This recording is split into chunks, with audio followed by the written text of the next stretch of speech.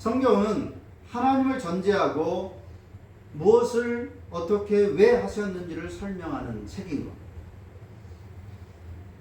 삼위 하나님이 태초에 천지를 창조하셨습니다. 지난주에 성령 하나님의 운행을 말하면서 어떻게를 설명했습니다. 어떻게 천지가 창조되었느냐? 성령 하나님의 운행을 통해서다. 천지 창조에서 성령 하나님의 역할은 운행이었습니다. 운행, 수면에 운행하시니라. 그 수면은 단지 어느 강, 바다가 아니라 그 당시에는 온 우주 만물이 물 속에 잠겨 있었기 때문에 수면에 운행했다는 얘기는 성령 하나님이 전 우주 만물을 덮고 있었다, 그런 말입니다. 이 운행이라는 말은 덮는다, 품는다, 그런 뜻인데 세 가지 의미였습니다. 먼저 사람과 자연 만물에 생기를 불어넣어서 생명, 곧 생명을 주신 것이다 라고 하는 것입니다. 운행하셨다 라고 하는 말은 성령께서 우주 만물에 생명을 주신 것입니다. 그리고 두 번째로는 혼돈과 공허의 세상을 보시기에 아름답도록 질서 있게 단장하셨다라는 말입니다. 그래서 우리는 자연 만물을 보면서 아름답다라고 말합니다. 그리고 어쩌면 저렇게 정교하게 자연 만물이 생겨났을까? 사람이 일부러 만들려고 해도 저렇게 질서 있게 구조적으로 세밀하게 할 수는 없을 것이다 라고 말할 만큼 자연 만물은 질서 있고 그리고 아름답게 만들어져 있습니다. 그것을 성령께서 단장하셨다라고 욥기에서 말씀하는 것입니다. 운행이라는 말 속에는 이 단장의 의미가 들어있습니다. 그리고 세 번째로는 이 온 우주 만물이 스스로 순환할 수 있도록 다양한 법칙을 심어 두셨다라고 하는 의미가 운행 속에 들어있습니다. 그래서 온 우주 만물은 지금까지 그 법칙대로 한 번도 틀어짐 없이 그대로 운영되고 있습니다. 지구가 자전과 공전을 하는데 단 하루도 돌지 않은 적이 없었습니다. 날씨가 조금 변할 수 있고 약간의 그런 충돌이나 이런 것들이 있을 수 있었지만 그러나 이 온 우주 만물의 법칙은 한 번도 틀어짐 없이 지금까지 운영이 되고 있습니다. 사람이 이렇게 만들 수 없고 그리고 어쩌다 보니까 오랜 시간이 흘러서 저절로 이렇게 될 수가 없는 것입니다. 성령 하나님께서 다양한 법칙을 우주 만물에 심어 두셨기 때문에 가능한 것입니다. 세상이 어떻게 이렇게 창조되었느냐? 성령 하나님께서 운행하셨기 때문에. 그래서 생명을 주시고 질서 있게 단장하시고 법칙을 심어 두셨기 때문에 지금 우주가 만물이 존재하고 운영되고 있습니다. 이 성령의 역할은 새로운 창조, 곧 구원에도 적용이 됩니다. 창세기 1장 2절에서 성령은 수면에 운행하셨다 그랬습니다. 이 운행이라는 단어가 강조형으로 성경에는 단 2번 사용되었다 그랬습니다. 아주 드문 그리고 특별한 단어입니다. 의미가 있는 단어라는 뜻입니다. 2번 나왔는데 한 번은 창세기 1장 2절에 수면에 운행하시니라 할 때 사용되었고 나머지 한 번은 신명기 32장 11절 말씀. 신명기. 마치 독수리가 자기의 보금자리를 어지럽게 하며 자기의 새끼 위에 너풀거린다. 이 말이 창세기 1장 2절의 운행이라는 그 원문과 같은 단어입니다. 운행하신다, 즉 덮는다. 이 단어가 여기서는 너풀거린다라고 번역이 되었습니다. 너풀거린다, 날개짓을 쉬지 않고 한다, 그런 뜻입니다. 독수리가 이제 어느 정도 새끼가 컸는데 이 새끼가 날 생각을 안 하는 거예요. 그래서 둥지를 다 어지럽혀 버리고 새끼를 허공에 집어 던져버리죠. 그러면 새끼는 살려고 열심히 그 작은 날개를 퍼덕거립니다. 그러나 아직 날개에 힘이 없기 때문에 땅바닥으로 곤두박질 치게 되죠. 그때 어미가 쏜살같이 내려가서 그 큰 날개 위에 새끼를 가뿐하게 얹어 놓습니다.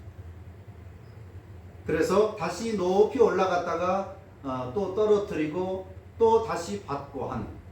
그러니까 어미는 그 날개를 멈출 수가 없는 거예요. 계속해서 날개를 움직일 수밖에 없는 것이죠. 그것이 바로 운행이라는 단어와 같은 원문의 단어인 겁니다.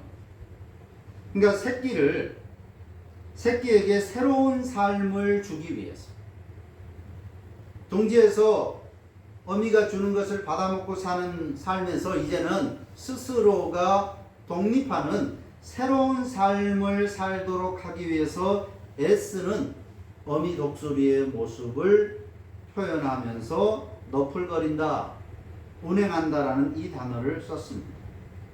이처럼 성령 하나님께서 이스라엘을 애굽의 종살이에서 출애굽, 즉 구원시키고 40년 동안의 사막 생활에서 지켜주셨습니다.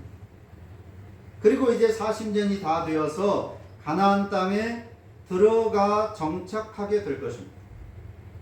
이것이 구약성경 모세오경의 마지막인 신명기의 목적과 내용입니다. 모세의 고별 설교죠. 모세는 가나안 땅에 들어가지 못합니다. 이제 죽게 될 겁니다. 그리고 다른 이스라엘 백성들은 가나안 땅에 들어가게 될 겁니다.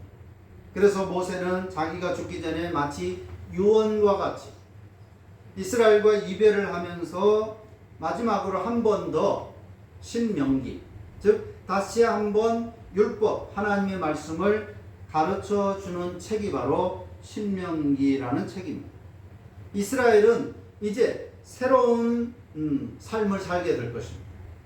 40년 동안이나 사막에서 떠돌면서 부모가 죽는 것도 보고 형제 친구가 죽는 것도 보고 모래에다가 다 묻었습니다. 그런데 이제는 그렇게 떠도는 생활을 끝내고 새로운 삶을 살게 될 것입니다. 정착해서 살게 되는 것이죠. 새로운 삶. 400년 동안의 애굽에서의 노예 생활을 청산하는 것이고 또 좁게는 40여 년의 떠돌이 사막 생활을 끝내고 새로운 삶이 시작되는 것입니다. 이 역시 성령 하나님의 역할인 것이 곳곳에서 드러나고 있습니다. 하나님께서 이스라엘의 새로운 삶을 위해서 무슨 일을 하셨는가를 보여주고 있다는 것입니다. 신명기 32장 11절 앞에서 본 것처럼 이스라엘을 보호하심이 천지 창조 때의 성령의 운행하심과 같다라고 했습니다. 바로 앞 구절에서 신명기 32장 10절에서 성령의 운행하심이 없었을 때 이스라엘의 상태를 황무지라고 표현했습니다. 10절 여호와께서 그를 황무지에서 짐승이 부르짖는 광야에서 만나시고 호위하시며 보호하시며 자기의 눈동자같이 지키셨다. 이스라엘의 광야 생활을 이렇게 표현하고 있습니다. 황무지 그리고 광야였다. 그런데 이때 이 황무지라고 번역된 이 단어가 히브리 원문으로는 토후라는 단어입니다. 토후라는 단어는 창세기, 출애굽기, 레위기, 민수기, 신명기 모세가 쓴 5권의 이 모세오경에서 단 2번밖에 쓰이지 않은 독특한 단어입니다. 그런데 한 번은 언제 쓰였는가 하면 창세기 1장 2절입니다. 창세기 1장 2절에서 성령께서 운행하시기 직전에 세상의 모습을 땅이 혼돈하며 그렇게 표현하고 있습니다. 성령이 운행하시기 전에 세상은 혼돈되었습니다. 질서가 없고 그리고 엉망진창이었다는 말이죠.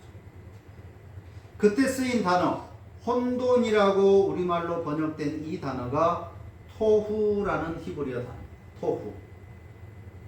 그런데 모세는 이스라엘이 가나안 땅에 들어가기 직전의 상태를 뭐라고 하는가 하면 황무지 상태였다, 그렇게 말합니다. 토후라는 단어를 씁니다. 모세오경에서 모세의 글에서 단 2번밖에 쓰이지 않고 있는 독특한 단어를 사용한 것입니다. 그렇다면 이것은 의도적으로 모세가 천지 창조 때의 단어들을 차용하여 이스라엘의 새 출발, 새 창조를 설명하고 있는 것입니다. 신명기 성경에서도 운행이라는 단어를 하나님께서 이스라엘을 어떻게 돌보셨는가, 독수리의 그 너풀거림, 그처럼 이스라엘을 하나님이 돌보셨다라고 할 때 창세기 1장 2절에 나오는 운행이라는 단어를 차용해서 사용했고, 이스라엘이 광야에서 애굽에서 400년 동안 노예 생활하고 그 고생 개고생을 하는 그 모습을, 그 삶을 황무지라고 표현했는데 역시 혼돈이라는 단어 토후를 차용해서 쓰고 있습니다. 이것은 분명한 것이죠. 천지창조와 이스라엘이라고 하는 나라의 새 출발을 같은 선상에 놓고 지금 말하고자 하는 것입니다. 그렇다면 이스라엘이 가나안 땅에 정착하게 된 것은 단지 또 하나의 나라가 세워진 것이 아니라 죄로 혼돈한 이 세상 나라를 대적하는 하나님 나라가 시작되었다는 의미인 것입니다. 이스라엘 나라가 세워진 것은 에돔이나 바벨론이나 블레셋이나 하는 이런 나라들처럼 그저 특출한 왕이 나타나서 나라를 세운 그런 의미가 아니라는 거예요. 이스라엘 나라가 가나안 땅에 정착했다라고 하는 얘기는 이 세상의 사탄의 나라에 대항하는 하나님의 나라가 세워졌다는 뜻입니다. 아브라함에게 약속하셨던 그 나라가 이제 드디어 시작한 것입니다. 그런데 이스라엘 나라의 시작을 누가 주도를 하는가 하면 성령께서 주도하셨더라. 이 천지 만물이 시작될 때 성령이 그 역할을 하셨고, 이스라엘 나라가 시작될 때 성령이 그 역할을 하셨습니다. 성령의 역할이 무엇인가를 우리에게 보여주고 있습니다. 자, 그 외에도 성령께서 이스라엘 나라를 세우는 데 있어서 역할을 하셨다는 것을 보여주는 내용들이 있습니다. 이스라엘이 홍해를 건넙니다. 오늘 우리가 읽은 본문처럼 홍해를 건너므로써 애굽을 완전히 탈출하게 됐죠. 400년 동안이나 종살이하던 그 이집트를 탈출한 것입니다. 자, 그 홍해를 건너는 사건도 창세기의 창조 내용을 차용해서 기록해 주고 있습니다. 예를 들면 물이 갈라집니다. 다른 방법도 있었을 텐데 하나님께서는 홍해를 갈라서 이스라엘 백성들이 건너게 했는데, 이 물이 갈라지는 장면이 창세기에도 나옵니다. 창조 때에 윗물과 아랫물이 나눠졌습니다. 물속에 잠겨있던 세상이 물이 위로 아래로 갈라지게 되고 그 사이에 공간이 생기게 됩니다. 그리고 위로 갈라진 물은 대기권이 되고 아래로 갈라진 물을 바다라고 이름을 짓게 됩니다. 물속에 잠겨있던 세상을 반으로 갈라서 위와 아래로 구분하고 그 사이에서 사람들이 살아가게 하는 것이 창세기의 모습입니다.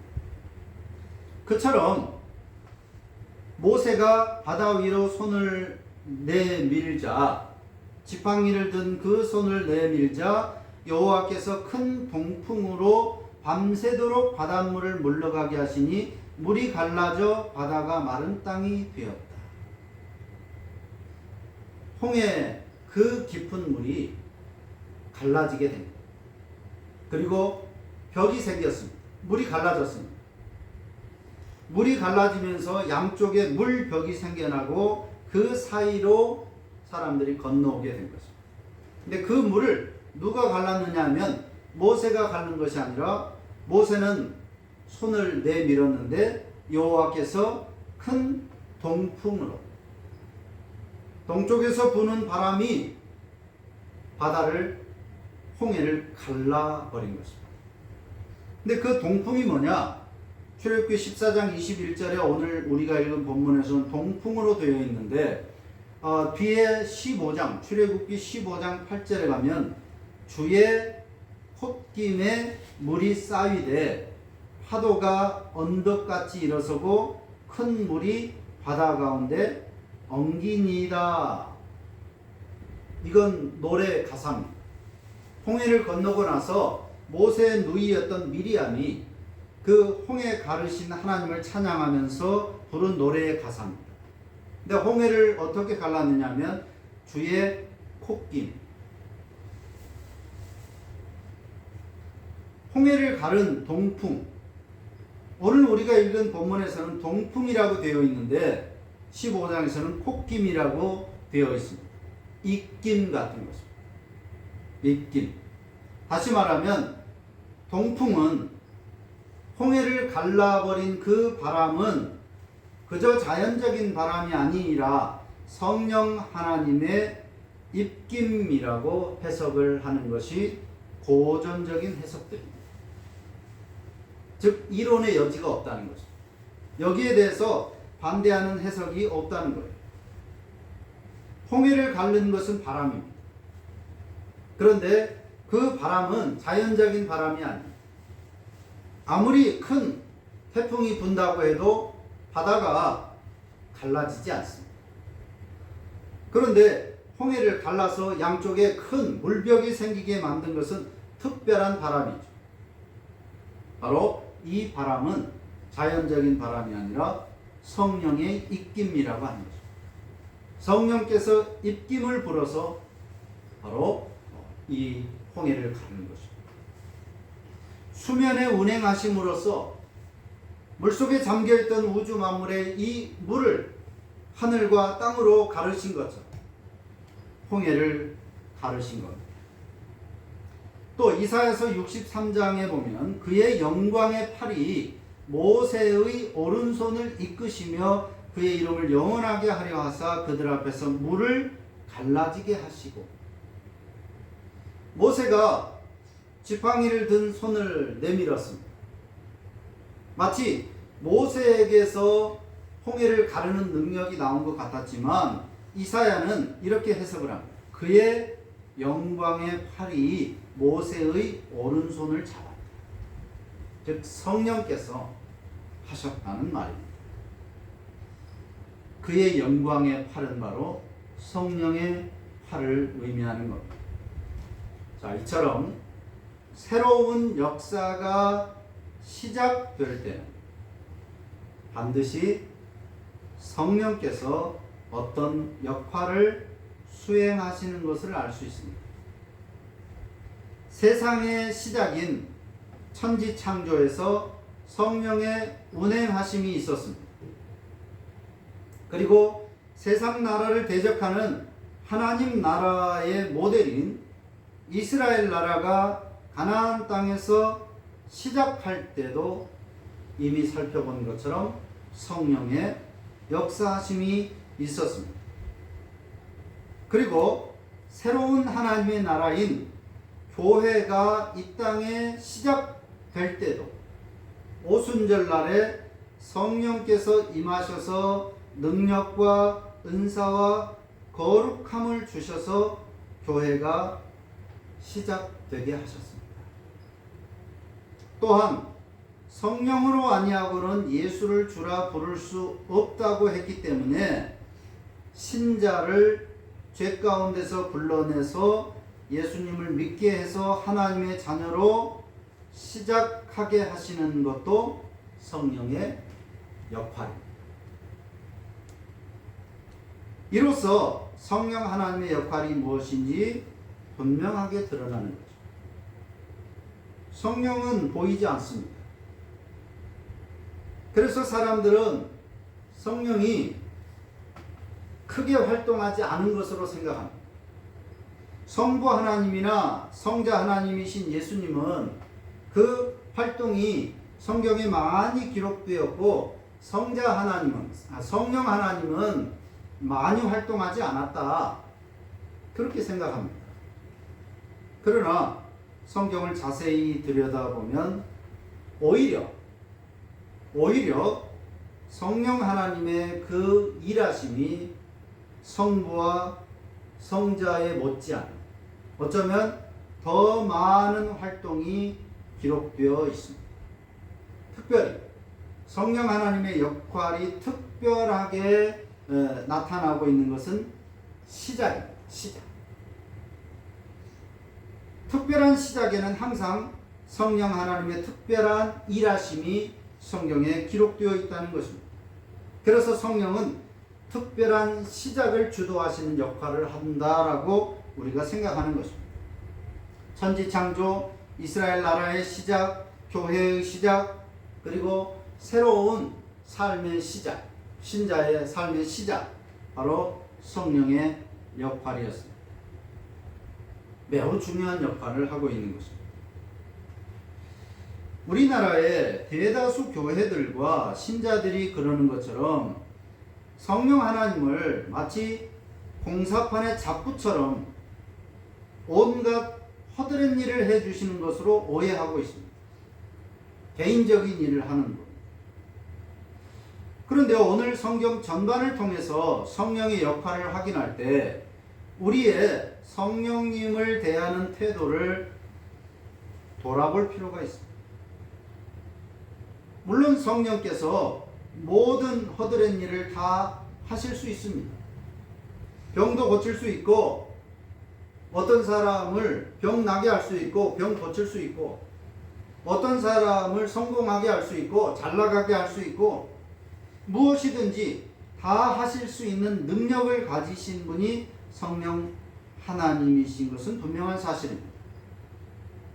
하지만 그렇다고 해서 성령을 그런 식으로 그런 잡다한 일을 시킬 수 있는 분, 그런 일들을 위해서 이 땅에 오셨고 자신의 개인적인 어떤 일들, 소망, 욕망을 충족시키는 데 도움을 주는 그런 분으로 여기는 것은 잘못된 것입니다.